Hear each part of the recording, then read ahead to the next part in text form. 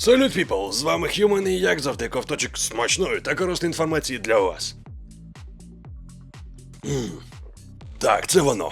Там Конзіма вже робить нову гру. А от розробники із компанії From Software, вони по-тихому спростили Elden Ring. Тепер босів валити легше. А от українська компанія при цьому продемонструвала нам ще більше інформації з приводу своєї майбутньої гри. А от щодо Diablo Immortal, то гарного вам сказати в мене мало чого ще є. Тим не менш сказати потрібно.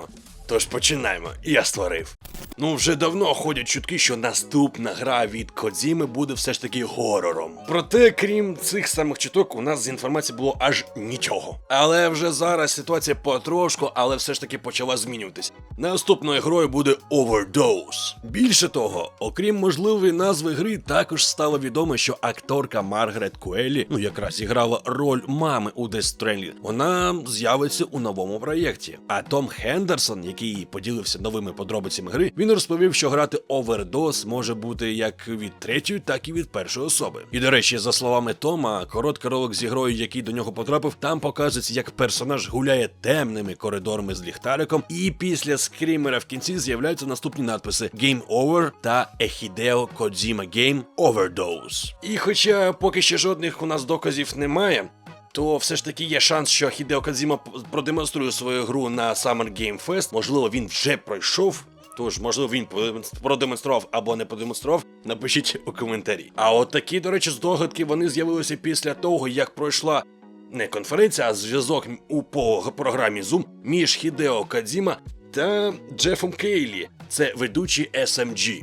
А тепер трішечки, але крутої підтримки україномовного Ютубу. Знайомтесь, це канал Skipper.ua. Тут ви знайдете круті огляди та проходження різних серій ігор. Тут вам і Троє, і Арк, і Endless Space та багато інших крутих проєктів. І взагалі тут жанрів тьма, починаючи від стратегій, закінчуючи виживалками. А ще ігрофільми є. Тож, друзі, завітайте в гості до Шкіпера. І, звичайно, передавайте йому привіт від Х'юмана. Де активне посилання?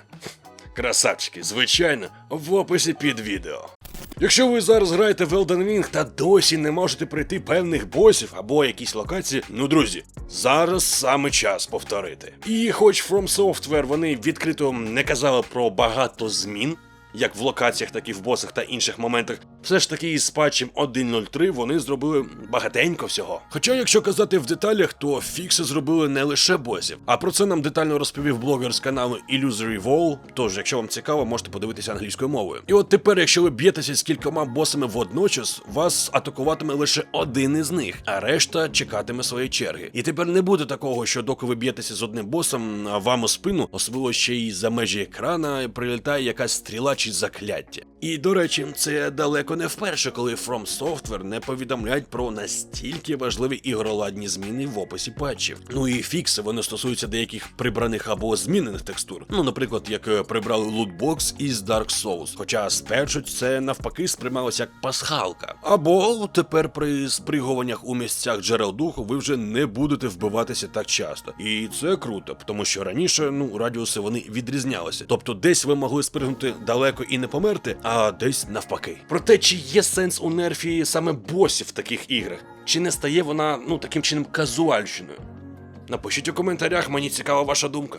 І ще пару слів про Elden, але вже у Steam Deck. Я вам нещодавно розповідав, що міні-ПК від Гейба, вона вже набрала більш ніж 3000 ігор. Непогано. Я маю на увазі, що Steam Deck підтримує ці ігри. Саме таке число, воно було ще у травні через неофіційний ресурс Steam Database, SteamDB.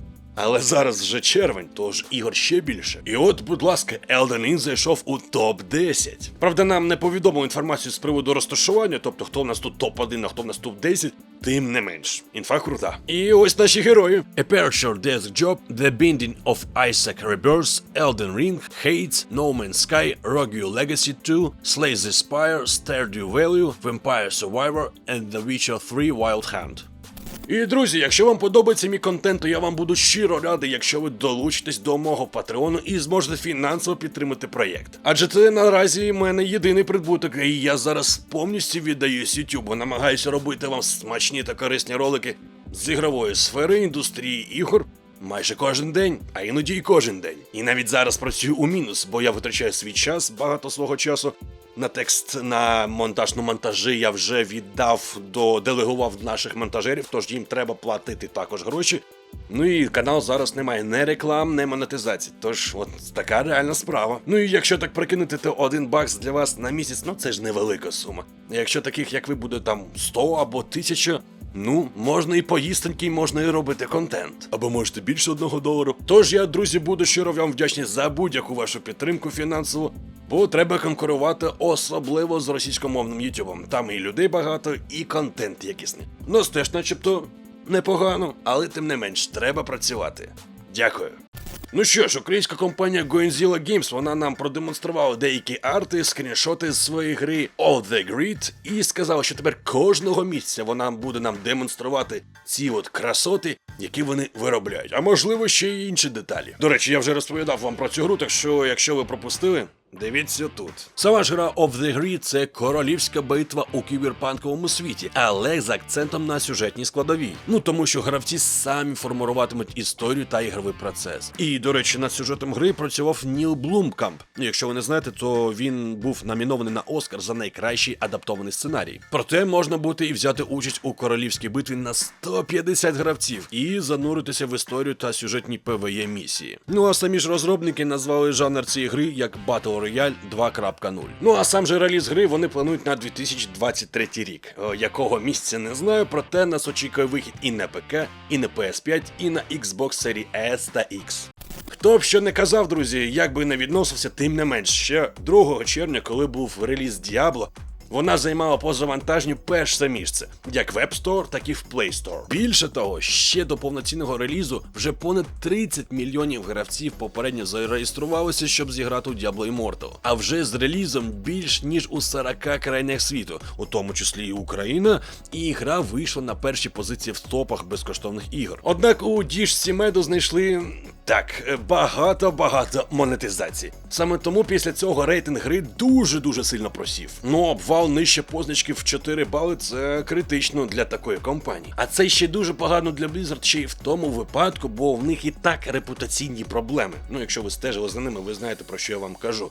Тож така монетизація в такій грі, ну це може бути останнім цвяхом в їх ігровій труні.